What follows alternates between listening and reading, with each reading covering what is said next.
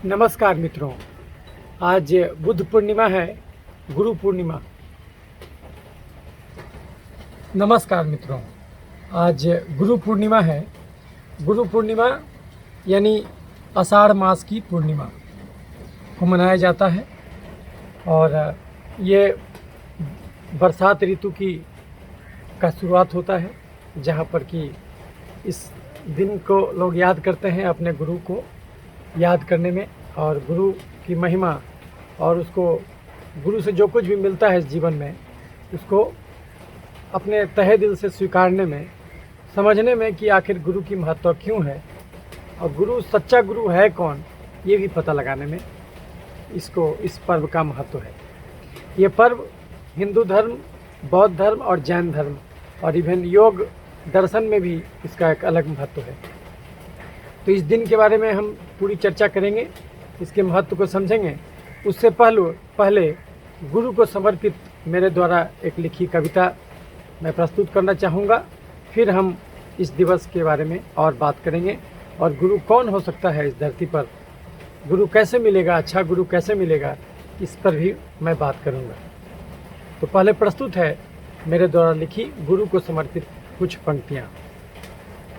जिंदगी के सपनों को संवारता रहा गुरु, अपना ज्ञान कोष हर वो बांटता रहा गुरु।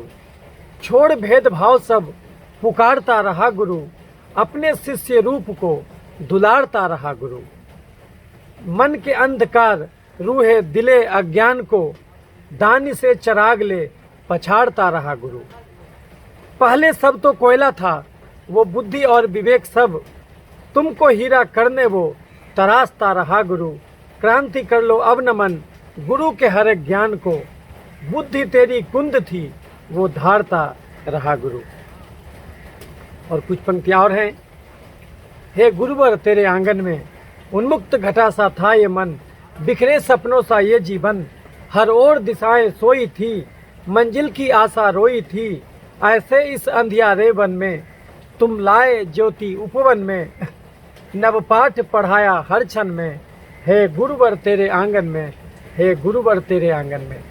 शब्दों से बनता छंद नया, वाणी से बहता नाद नया। कोरी आँखों ने जो देखा उस चित्रण का हर रंग नया।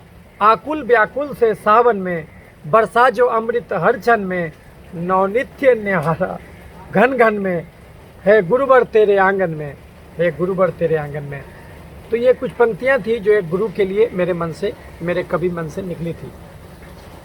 लेकिन आज जो ये गुरु पूर्णिमा है, तो ये समझने का है कि आखिर ये गुरु पूर्णिमा क्यों मनाया जाता है। गुरु पूर्णिमा इसलिए मनाया जाता है क्योंकि गुरु की महत्ता जीवन में सर्वाधिक है।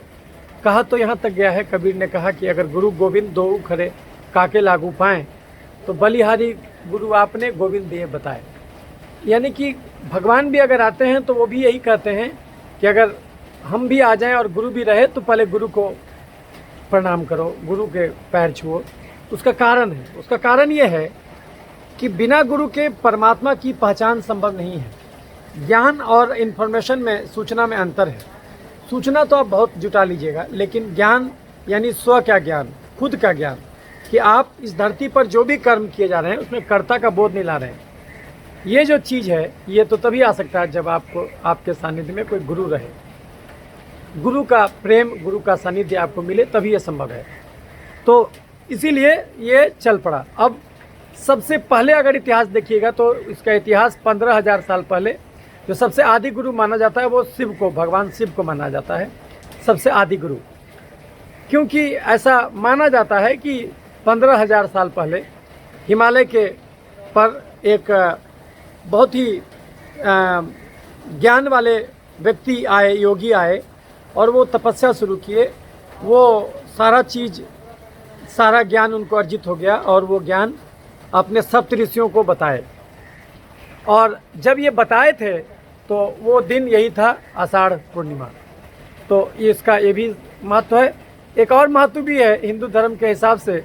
वेद व्यास थे जिन्होंने चारों वेदों को बनाया था, चारों वेदों को एडिटिंग किया था। पहले से जो मंत्र जहाँ तहाँ रखे गए थे उसको 4 भागों में डिवाइड कर दिया, ऋग्वेद, यजुर्वेद, अथर्ववेद और तो सामवेद। तो ये सब ये चारों का जो उन्होंने एडिटिंग किया था, और पांचवा वेद पुराण को कहा जाता है, तो इसका एडिटिंग करने का काम वेद व्यास ने किया था। इसीलिए उनके जन्म दिवस को, और जब उन्होंने लिखा था इस किताब को, तो फिर उस जो है कि ब्रह्म पुराण उन्होंने लिखा था, तो ब्रह्म सूत्र की रचना की थी, और भी बहुत सारे वेदों की रचना की। तो उस चूँकि वो दिन कंसाइड करता है, इसलिए इस दिन उनके जन्मदिन को गुरु शिष्य परंपरा का बहुत पावन दिन माना जाता है, और उसको मनाया जाता है गुरु पूर्णिमा के रूप में। एक तो ये इतिहास है। इसका एक पहलू ये भी है, क्योंकि ये बुद्ध धर्म से भी जुड़ा हुआ है, तो ऐसा माना जाता है कि बुद्ध को जो ज्ञान प्राप्त हुआ था बोधगया में, और बोधगया जो बिहार में पड़ता है, आजकल के बिहार में पड़ता है, तो बोधगया में जब ज्ञान प्राप्त हुआ तो उनको लगा कि हमको तो ज्ञान मिल गया, लेकिन हम इस ज्ञान को लोगों को बताएंगे कैसे, लोग तो समझेंगे ही नहीं। उनके साथ कुछ लोग रहा करते थे, जब वो उनको ज्ञान नहीं मिला था, जब वो ज्ञान के लिए भटक रहे थे, तो उनके साथ कुछ शिष्य उनके साथ रहा करते थे। लेकिन अंत समय तक में जब उनको लगा कि बुद्ध को अभी तक ज्ञान नहीं मिल रहा है, तो फिर वो उनका साथ छोड़ के चले गए। लेकिन जब उनको बुद्ध को ज्ञान प्राप्त हुआ, तो बुद्ध को ये समझ में आ गया कि कम से कम ये जो 5 जो शिष्य हैं, ये 5 शिष्य जो है वो तो ज़रूर समझ सकते हैं ये सब चीज़। तो सबसे पहले किसको बताया जाए, तो सबसे पहले उन 5 शिष्यों को ही बताया जाए। लेकिन तब तक वो बुद्ध को छोड़ के जा चुके थे, इसीलिए बुद्ध जो है उनको पता चला गया, उनको ऐसा लगा कि वो गए होंगे वाराणसी के साइड, तो वो चले गए वाराणसी के साइड, और जा कर के उन्होंने पहला ज्ञान दिया। तो पहला ज्ञान जो पहले शिष्य को दिया, और पहले जो 5 शिष्य उनके थे उनको जो ज्ञान दिया, वहीं से उन्होंने संघ की स्थापना समझे तो कर दी। तो ये जो संघ जो शुरू हुआ, वो जो ज्ञान देने के बाद जो संघ शुरू हुआ, तो वहीं से फिर ये परंपरा चल पड़ी, और वो उसी को बैसाख, ये जो बुद्ध पूर्णिमा के रूप में मनाया जाता है। माना जाता है कि जब बुद्ध को ज्ञान हुआ था, और ज्ञान तो हुआ था तो बुद्ध पूर्णिमा के दिन, तो वो उसके बाद करीब करीब उनको 5 सप्ताह लगा था वो ज्ञान के बाद उपदेश देने में। ज्ञान तो प्राप्त हो गया, लेकिन 5 सप्ताह के बाद, यानी कि जो बैसाख का पूर्णिमा है, ये बुद्ध पूर्णिमा जो होता है, बुद्ध पूर्णिमा को जो ज्ञान प्राप्त हुआ था, उसके बाद वो करीब 5 सप्ताह के बाद उन्होंने उसको लोगों को बताना शुरू किया। तो जिस दिन से बताना शुरू किया, वो उसको भी गुरु पूर्णिमा के रूप में मनाया जाता है, बौद्ध परंपरा के हिसाब से। जैन परंपरा में भी कहा जाता है कि जो सबसे पहले जो कैवल्य प्राप्त हुआ है महावीर को, तो तीर्थंकर महावीर जो थे 24वें तीर्थंकर जैनों के, तो जिन उसको कहा जाता है जिसको ज्ञान प्राप्त हो गया, तो उनको जो ज्ञान प्राप्त हुआ था, तो ज्ञान प्राप्त होने के बाद उन्होंने जो अपना शिष्य बनाया, तो उसमें गौतम करके उनके शिष्य थे, उन्हीं को उन्होंने जो सबसे पहला ज्ञान दिया था वो इसी दिन दिया था। इसीलिए जैन लोग इस दिन को मनाते हैं। तो ये मतलब कहने का अर्थ हुआ कि हिंदुओं में ये जो है कि बौद्धों में और ये जैनों में, ये तीनों में ये समान रूप से मनाया जाता है, और बड़ा ही प्रासंगिक दिन है। इसमें एक आदमी गुरु की महत्ता समझता है कि गुरु बेसिकली एक इशारा बताता है कि आप उधर से चलो, तो आपको ये रास्ता दिख जाएगा, लेकिन चलना तो आपको खुद होगा। लेकिन गुरु निश्चित रूप से आपको एक सही मार्ग दिखाता है, नहीं तो आप अगर गलत मार्ग पर भटक गए तो फिर मंजिल आपको पता चला कि बहुत मेहनत की, फिर मंजिल नहीं मिला। तो गुरु की महत्ता तो हर समय से रहेगी, यदि जब तक ज्ञान की कद्र रहेगी तब तक गुरु की महत्ता हमेशा रहेगी। तो ये तो हुआ ये। अब हम कुछ इस पर विचार कर लेते हैं कि इस धरती पर गुरु की आवश्यकता क्यों है, गुरु करता क्या है, और सही मायने में गुरु कौन है। गुरु वो इंसान है जो आपको यह एहसास करा देता है कि आप अज्ञानी हैं, क्योंकि जब तक आपको यह एहसास ना हो जाए कि आप अज्ञानी हैं, ज्ञान की खोज में आप कभी नहीं निकलिएगा। सबसे पहले आपको यह एहसास जगना चाहिए कि आप अज्ञानी हैं और ज्ञान आपको चाहिए। नहीं तो आपका जो झूठा अहंकार है, अगर वही पोषित होता रहे आपके झूठे ज्ञान से, तो आप नए ज्ञान को पाने के प्रति कभी भी इच्छुक नहीं होइएगा, और जो है कि ये अहंकार आपको सदा के लिए अज्ञानी ही रख छोड़ेगा। तो गुरु का काम यही है कि वो आपके अहंकार को तोड़ता है।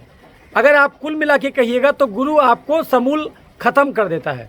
आप अपनी परिभाषा जो भी बनाते हैं, वो सारे को तोड़ देता है और आपको कहता है कि आप वो नहीं है जो आपको दुनिया कहती है। वो तो दुनिया के हिसाब से आपकी जो छवि है उसको अपना रूप मत समझ लीजिए। स्वयं का ज्ञान जो होता है वो गुरु देता है और वो बताता है कि कितना बड़ा कायनात है और उसमें आप कितनी छोटी कड़ी हैं और आप जो भी जानिएगा वो कम ही जानिएगा, क्योंकि जो पूरा है उसको पूरा नहीं जाना जा सकता, क्योंकि आप सीमित हैं। एक सीमित सहारे से पूरे को जानना संभव नहीं है। तो गुरु यही चीज़ सिखाता है कि पूरे के बारे में जानना हो तो पूरा होके जाना जा सकता। पूरा होने का अर्थ क्या है? पूरा होने का अर्थ है कि अगर आप खुद में डूबिएगा तो आपको परमात्मा का दर्शन हो जाएगा। जब आप अपने अहंकार को विलीन कीजिएगा, एक कटोरा में जल भरा हुआ है तो अब ये इसका जल का दायरा बस कटोरा तक ही सीमित है, लेकिन ये कटोरा अगर समुद्र में डाल दिया जाए तो वो समुद्र का जल और इस जल को पहचानने में संभव नहीं कि कोई पहचान ले, तो आप समुद्र हो गए। तो फिर आप जो है कि परम बन गए। तो जब परम बन गए तो आपको खुद समझ में आ गया कि ये जो है मैं भी परम में ही मिला हुआ था, अहम ब्रह्मास्मि। ये आपको जब बोध जग जाए तो ये बोध जगाने का काम करता है गुरु, क्योंकि गुरु को भी जब तक खुद आत्मज्ञान नहीं होगा वो दूसरे की शिक्षा नहीं दे सकता। इन्फॉर्मेशन दे सकता है तो अध्यापक का काम कर सकता है। एक अध्यापक इन्फॉर्मेशन देता है, लेकिन एक गुरु आत्मज्ञान की ओर इशारा करता है, लेकिन प्राप्त तो आपको खुद करना होता है। गुरु बस एक इशारा देता है, आपको खुद से भेंट करा देता है कि आप कहाँ हैं, आप कौन हैं, आप क्यों हैं। आत्मा परमात्मा के बारे में आपको बताता है।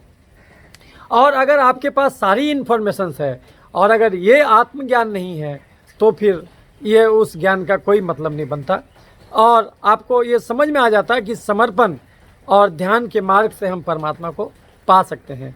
या तो खुद को मिटा दें या फिर दुनिया के लिए दुनिया को मिटा दें। दोनों केस में जो है कि आप दुनिया में रहते ज़रूर हैं, लेकिन आपको ये पता रहता है कि यहाँ पर कर्ता का बोध नहीं लाना है। तो जिस दिन आप ये समझ जाते हैं कि कर्ता का बोध नहीं लाना है तो आप यहीं पर अपने संसारी जीवन में रहते ही सन्यासी बन जाते हैं। और यही काम गुरु कराता है, क्योंकि सन्यासी बन जाने के बाद आप परम आनंद जो है कि परमानंद की दशा में पहुंच जाते हैं। सच्चिदानंद कहा जाता, आप खुद ही परमात्मा हो जाते।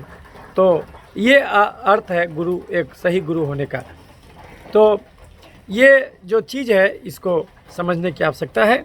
और आज का जो दिन है वो ये दिन है जिसमें आपको यह आपको जगाया जाता है। आपके अंदर का जो मौजूद, बेसिकली आप कह सकते हैं कि जो जिज्ञासा है, वो जो जिज्ञासा है कि हर चीज़ को जान लेने की इच्छा है, वही गुरु है। तो गुरु, अगर आप पूछेगा कि सच्चे गुरु की तलाश कैसे करें, तो सच्चे गुरु की तलाश नहीं करना है, आप बस जिज्ञासा से भर जाइए। आप इस बात को समझ लीजिए अंदर तक, अंतरतम तक, कि आप नहीं जानते हैं। हम अज्ञानी हैं, अगर हम ये जान लें तो हम खाली हो जाएंगे। और जब खाली हो जाएंगे तो दुनिया में कुछ भी चीज़ खाली नहीं छोड़ा जाता, परमात्मा उसको तुरंत भर देता है। तो आपको गुरु तुरंत मिल जाएगा, तुरंत दिख जाएगा।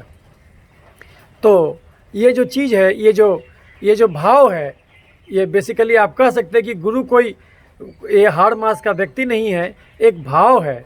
वो भाव है जिसके थ्रू आप अपने अंदर में डूबना सीखते हैं। आपको ये पता चल जाता है कि बाहरी दुनिया में हम जो भी देख रहे हैं ये बस बाहरी चीज़ है, वो आप नहीं है, वो स्वयं नहीं है।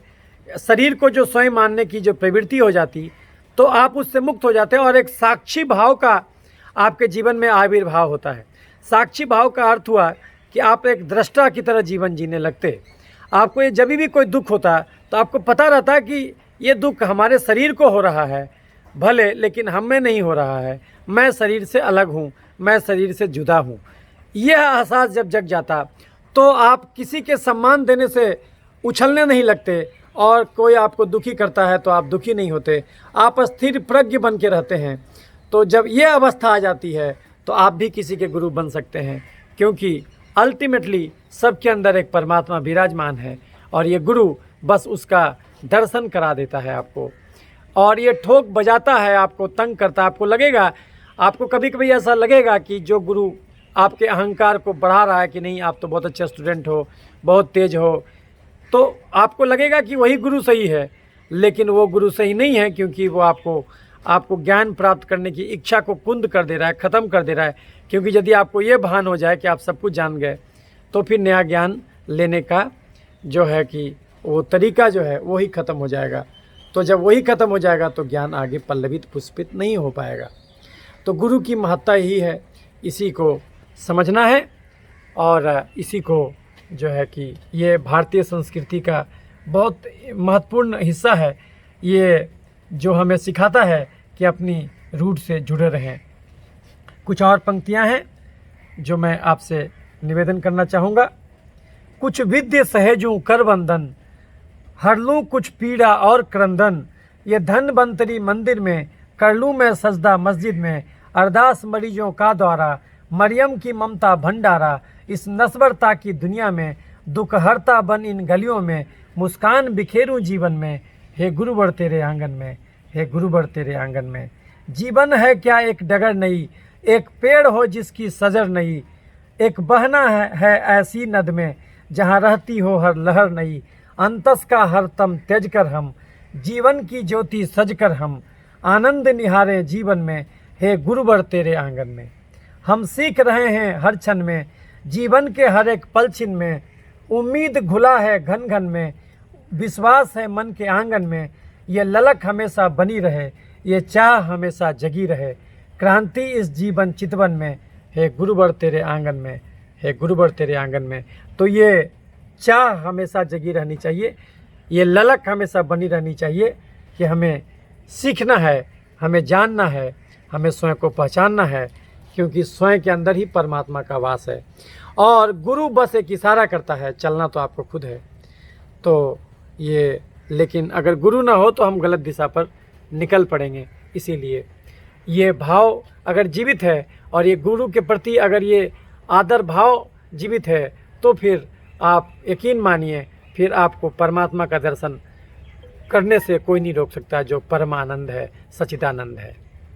तो यही कुछ बातें थी और कुछ कविताएं थी, कुछ भाव था जो कि आपसे शेयर करना था। गुरु पूर्णिमा क्यों मनाया जाता और ये कैसे शुरू हुआ, ये सब कुछ हम लोग ने बातें की। मैं डॉक्टर क्रांति चंदन जयकर इस माध्यम से आप सबको अपना स्नेह भेजता हूँ और इसी माध्यम से मैं अपने सारे गुरुओं को प्रणाम व्यक्त करता हूँ, उनका अभिवादन करता हूँ और आपसे भी विनती करता हूँ कि अगर आपके अपने दिल में भी उस गुरु के प्रति कुछ न कुछ प्रेम जगाइए और ये समझिए कि अगर वो नहीं होते तो आप कहाँ होते, और अगर स्वयं का ज्ञान नहीं होगा तो फिर सारा ज्ञान व्यर्थ हो जाएगा। तो इन्हीं सब बातों के साथ मैं आपसे फिर मिलता रहूँगा अगले वीडियोज़ में। तब तक के लिए धन्यवाद।